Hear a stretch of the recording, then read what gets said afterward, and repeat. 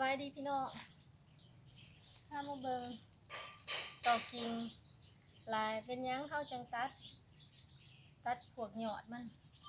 เนื่องจากว่าขั้นเวลาเขาต่อกิ่งหากมันเป็นบ่ให้หากมันหันลำเลียงอาหารไปเลี้ยงยอดแล้วมันจะเป็นการนักเขาเรียกว่าต้องเลยตัดถิ่มยอดมัน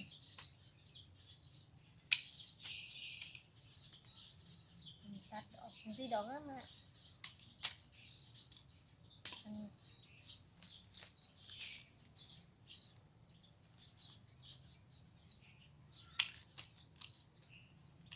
เราจะเริ่มการที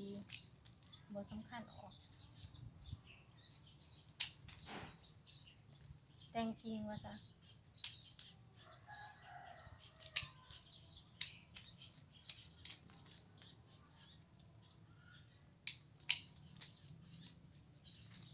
เวลาเขาซ้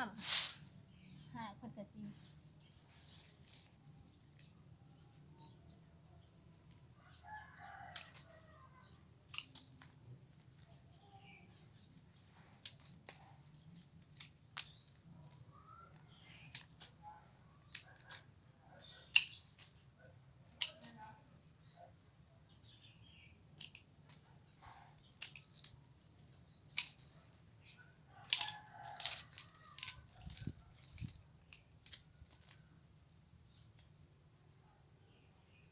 สิได้จักต้น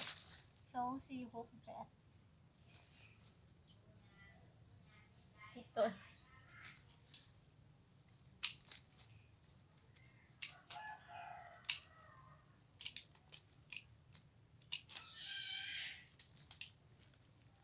ตัดแต่ยอดแต่ว่าให้เหลือใบปรุงอาหาร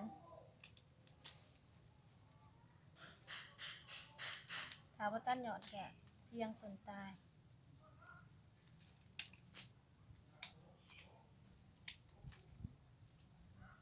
ยอดอ่อนก็ตัดออก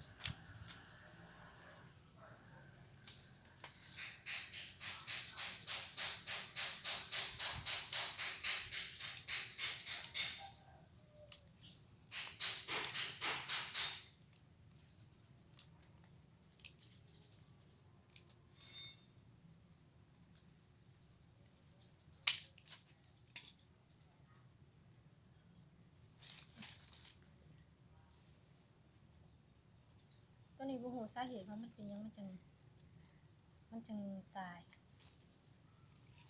แต่ว่าสิตัดออกมานี่สิแม่นถึกเหยียบเพราะมันอยู่ไกลน้ำแล้ว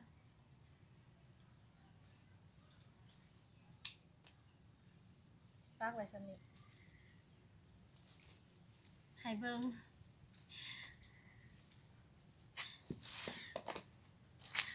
ความดกดอกมะนาวดกอีดีมะนาววันนี้เป็นหมดแรงหมดฝน